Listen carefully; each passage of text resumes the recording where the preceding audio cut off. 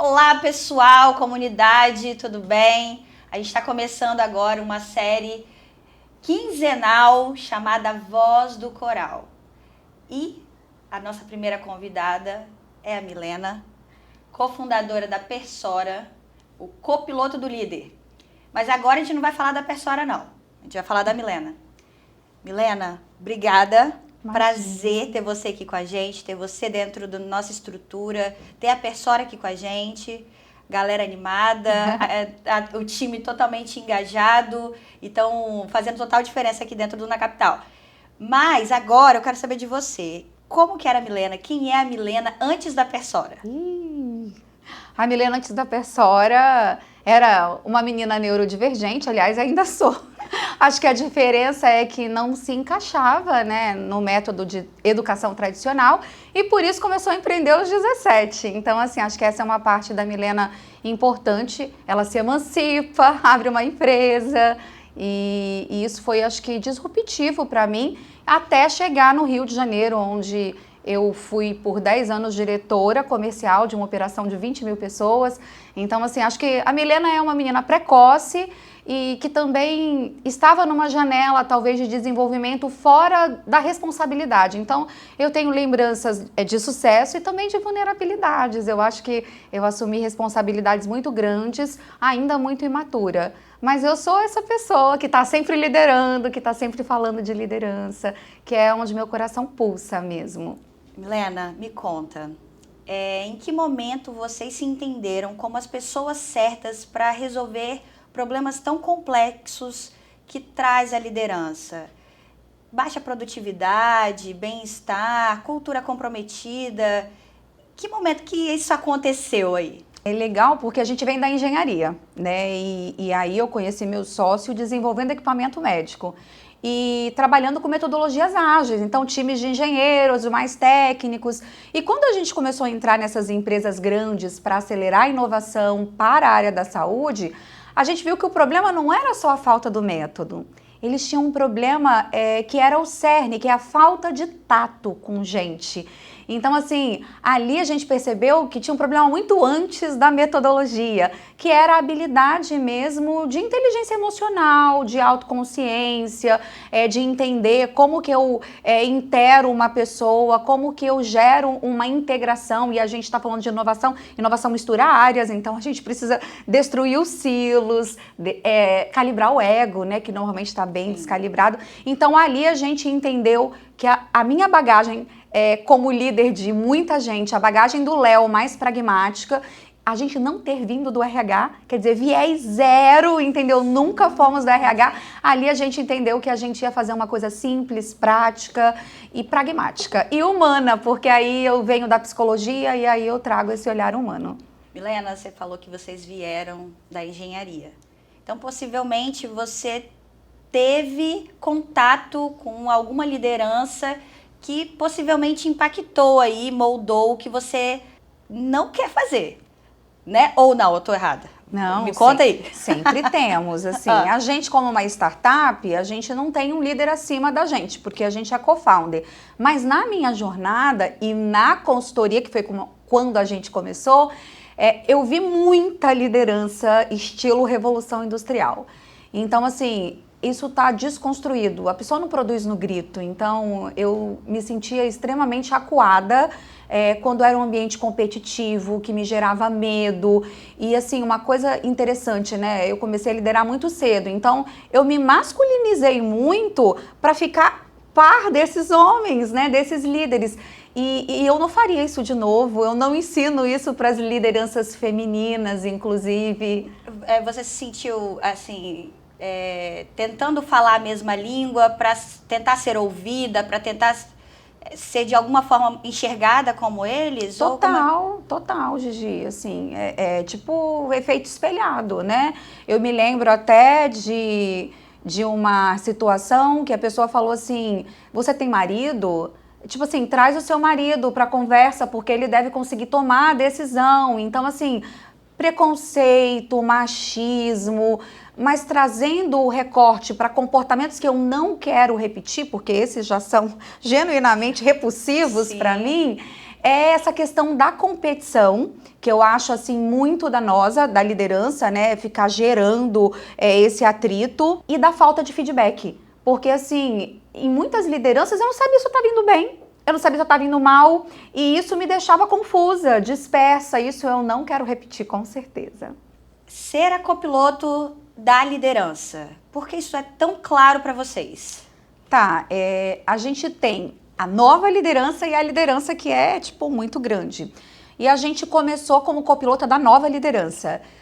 O mundo virou, tipo, várias cambalhotas, né? A gente está numa revolução humana, tecnológica, então a gente precisa de um novo jeito de liderar. E a gente resgata, você quando começou a liderar, deve lembrar a solidão que tem essa posição.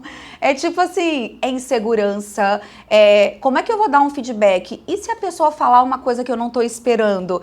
E a nova liderança, que é esse recorte que a gente dá um zoom, é quem está sedento, é quem não tem viés.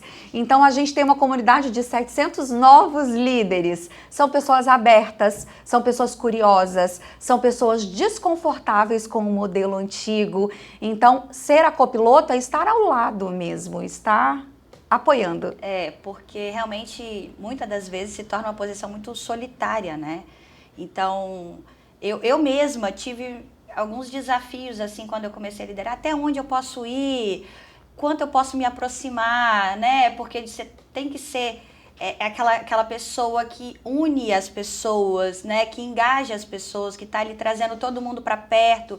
Mas o quão perto né? O quão longe você tem que deixar as pessoas de você. Então, medir isso, ter alguém para colaborar e te instruir mesmo a como medir essa aproximação ou distância é importante. Assim, pelo menos para mim, sim, foi muito importante. Eu acompanho os líderes, né, que eu estou aqui diariamente dentro do escritório, e são formas totalmente distintas, né? E isso é muito interessante, porque querendo ou não, isso colabora com o que a gente quer e não fazer também. Mas eu acho que ter essa persona do lado, acho que deve fazer toda a diferença. Com certeza, você falou de responsabilidade, né? Quanto esperam da gente quando a gente vira líder? É realmente uma posição insegura mesmo. E você fala de nova liderança. Primeiro eu quero entender um pouquinho a diferença dessa antiga liderança, dessa nova liderança. E outra coisa, vendo que é uma posição muitas das vezes solitária, como a Persora faz para trazer o líder desse time para o centro do negócio? Tá, vamos falar da antiga e da atual. Primeiro tem uma diferença de experiência, idade, né? A nova liderança, a gente está falando da Gen Z, a gente está falando de pessoas de 20 e poucos anos, que inclusive estão tendo muita dificuldade de serem recebidos e de conseguirem também acolher as experiências da gente que tem mais experiência, mais idade. O que tem de diferença é que o mundo está mais adepto à nova liderança. Porque a gente está falando de tempos de IA, a gente está falando de aprendizado rápido, a gente está falando de conteúdos curtos, a gente está falando de volume de informação crescente. Então, assim, a gente precisa muito, vai ser a força de trabalho daqui a pouco, a nova liderança. E a mudança da liderança comando e controle, hierárquica, a liderança está em cima e as pessoas estão embaixo. Então, o líder é diretivo, ele faça isso, faça isso. Ele tem um repertório muito rico. Só que com o mundo da informação se multiplicando rapidamente, ele não tem mais condição de ter esse repertório. Então, ele vai para o centro e as pessoas ficam em torno dele. Então, ele já não é quem manda fazer, ele é essa pessoa que media o conhecimento. Então, olha, quem vai estudar na área de TI, que é a nossa área, é infraestrutura, quem vai estudar UX, quem vai estudar, e ele fica no meio recebendo o que esse monte de gente está trazendo. Então, trazer o líder para o centro é tirar ele de um problema do RH. Por quê? Antes o líder ruim era problema do RH. Quando eu trago o líder para o centro e em tempos também de explosão de IA, que vai virar commodity muito rapidamente, eu trago esse líder para tirar ele de fazedor, de uma operação técnica, e coloco ele para desenvolver inteligência emocional. Porque a nova liderança, ela vai ser muito melhor do que a atual, a antiga, com pessoas. Ela se importa com pessoas. As marcas estão com identidade, elas não querem estar por estar, fazer por fazer. Então, acho que é essa mudança de ele sai de cima e vem para o centro. E que bom, né? Ufa! Que bom que está tendo essa mudança, Ufa, né? é isso. A gente está vendo aí algumas grandes marcas se comportando, montando os departamentos de felicidade, entendendo que felicidade não é só uma emoção, é uma ciência. E isso impacta tanto na qualidade e o bem-estar dos colaboradores. Então, é bacana demais você falar sobre isso. Foi bom, Gigi, você falar, né, das empresas que estão criando áreas da felicidade. Eu brinco assim, que eu estou muito feliz de estar viva para ver o capitalismo só dando lucro se as pessoas tiverem bem-estar. Assim, isso é tipo um momento mágico, é NR1, né? É o líder saindo desse lugar de risco psicossocial. Então, é pra gente olhar para esse momento como um momento especial e não pesado e não tipo resistindo, né? Criando resistência. Muito legal. Milena, muito legal isso. O importante é todo mundo sair ganhando, né? E nesse sentido, vamos ganhar sim. Mas me conta, como a copiloto de liderança atua? E assim, o que a IA faz que um líder não conseguiria sozinho? Explica aí essa... Ótimo, assim, quando a gente pensa copiloto, ela não vai tomar a direção, né? Ela vai estar do lado, esse lugar de dar dados, esse lugar de criar cenários. Então, o líder, quando ele entra numa conversa difícil, ele vai entrar em 10 conversas difíceis iguais, mas ele tá com pessoas diferentes. Então, as conversas difíceis, elas têm que ser todas diferentes para ter resultado. A copiloto, ela faz uma análise de quem é o líder, quem é a pessoa que ele está falando e ela direciona ele para uma conversa de resultado, de comprometimento, seja através de um feedback, seja através de uma pauta. Então, a copiloto, ela é quem cuida da interação. A gente sai desse universo onde eu estou preocupado com a pesquisa de clima, eu estou preocupado com a avaliação de desempenho e eu começo a me preocupar com a qualidade do meu ponto de contato com todas as pessoas do meu time. Helena, nessa próxima pergunta, eu acho que eu tô ansiosa para ouvir a sua resposta, até porque eu tenho várias dessas figurinhas aqui no Na Capital. Mas eu vou ser bem direta assim, porque eu realmente quero ouvir de você. A liderança recente, assumida, passa por vários desafios. Qual é o principal erro que esse líder geralmente comete que não deveria? Me fala um pouquinho sobre isso. Pensando aqui, né, são tantos buracos, armadilhas para ele cair, mas eu acho que o principal erro é entrar mudando tudo. Tipo assim, virei líder, eu preciso... A própria empresa que promove, ela dá uma direcionada para isso. Não, estou te promovendo para fazer uma mudança estrutural porque a área não está produzindo, então isso é uma armadilha. Porque ele já entra criando uma muralha entre ele e o time. Tem muita gente que fala de limpeza, né? Vamos fazer uma limpeza geral. Não. Gente, é como se as pessoas que estão ali não servem mais, porque eu quero uma coisa nova. Se ele conseguir fazer uma limpeza geral, tá tudo bem. Agora, se ele não conseguir, é que o bicho pega.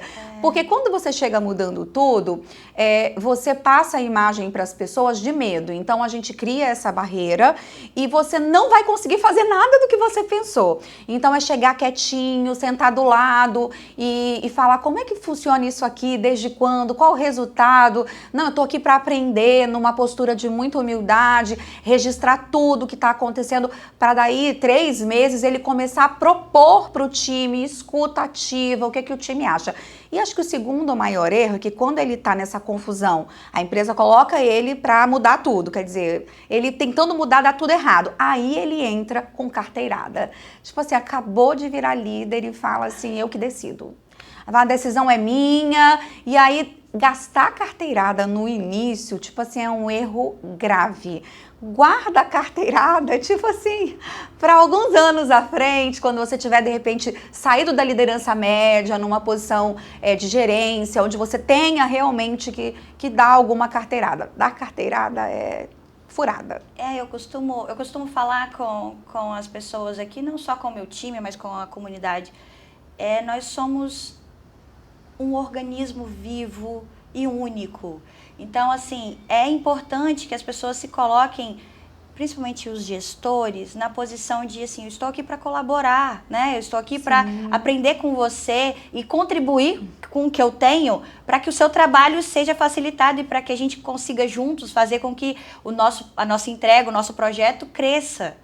Então, a gente costuma falar muito sobre isso, Milena, isso é extremamente importante. Legal, legal. É um organismo vivo mesmo, super concordo e acho que o ego descalibrado vai fazer ele dar carteirada, vai fazer ele sair mudando tudo, quer dizer, vai fazer ele ter trauma da primeira experiência. A maioria fala assim, pior momento da minha carreira, quando eu assumi a primeira liderança. Então, assim, a gente precisa desconstruir isso. Mi, a gente falou do que o líder não deve fazer. O que esse novo líder deve fazer? Como que ele chega? Boa. Como é com os 2 pés na porta, a gente já viu que não pode. Que não. Ele chega construindo confiança. E assim, um time, ele não é estático. Toda hora vai sair gente, entrar gente, porque a empresa aumentou, porque ela está agora se reportando a um freela, um serviço externo. Ele sempre começa construindo confiança. E assim, construir confiança significa ser humilde, se mostrar humano, vulnerável. As pessoas acham que construir confiança, tem um framework. Como construir confiança? É sendo gente, é existindo, é sem máscara, é sem falar que sabe tudo, é sem fingir que é super-herói. Então, a primeira etapa é construir confiança. Se ele seguir essa boa prática, a segunda é ouvir as pessoas criticando ele. Por quê? Porque quando você vira líder, você não tem mais feedback, você dá o feedback. Ninguém tem coragem de falar, Gigi, eu tô achando você uma líder muito agressiva. Ninguém fala isso, muito tóxica.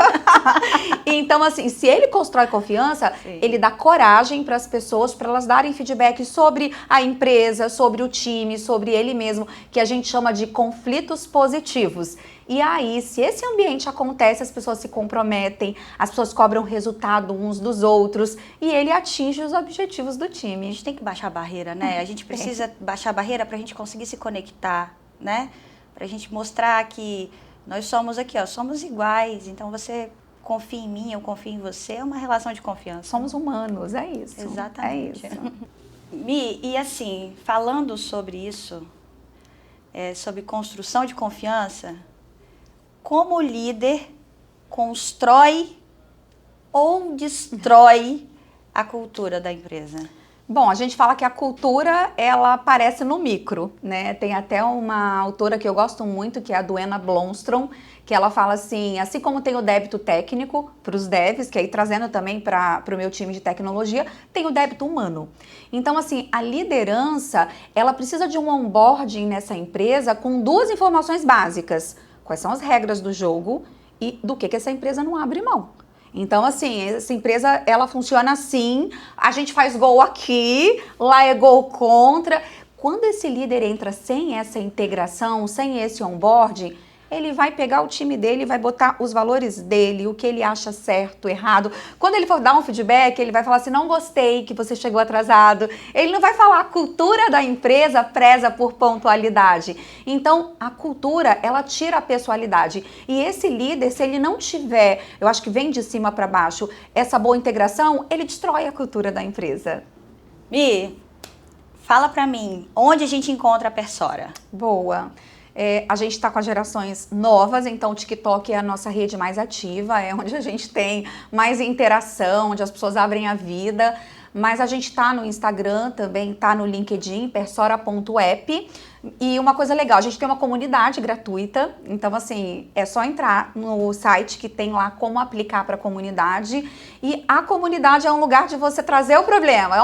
Hoje eu vou ter um alinhamento com o meu gestor e eu não sei o que fazer. A comunidade se ajuda, tem a possibilidade de escrever coisas anônimas. Tem gente que acha, eu vou expor aqui uma empresa muito conhecida, aí vai no anônimo. Então assim, acho que todo mundo que... Tem os líderes mais maduros que eu falo, vou fazer vista grossa, porque a comunidade é para nova liderança, mas todo mundo que se sente inseguro, eu acho que é bem-vindo nesse ambiente. Ó, anotaram a dica aí, né? E eu tô vendo aqui, ó, a Persora veio de coral. Propositalmente! Veio colorida como coral. Você falou muito de um novo jeito de liderar, sim, né, Milena? E a gente aqui a gente fala sobre um novo jeito de trabalhar. Olha. Então, eu acho que faz muito sentido para a gente ter vocês dentro dessa comunidade. Estou muito feliz, obrigada pela contribuição. Que conexão ótima, que conexão linda, assim. Eu acho que a gente vai junto com um novo jeito de trabalhar, com uma nova liderança, com um novo jeito de liderar. Isso aí. Obrigada. Obrigada.